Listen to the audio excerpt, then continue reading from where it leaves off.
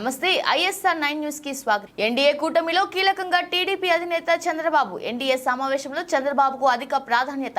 మోదీ తర్వాత స్థానంలో చంద్రబాబు, మోదీ పక్కనే కూర్చున్న చంద్రబాబు. ఎన్డీఏ సమావేశంలో చంద్రబాబుతో మోదీ మంతనాలు. చంద్రబాబుతో ఉత్సాహంగా మాట్లాడిన మోదీ. మోదీకి ఒకవైపు జేపీ నడ్డా, మరోవైపు చంద్రబాబు. మోదీ, నితీష్ మధ్యలో చంద్రబాబు. చంద్రబాబుతో మోదీ కీలక మంతనాలు.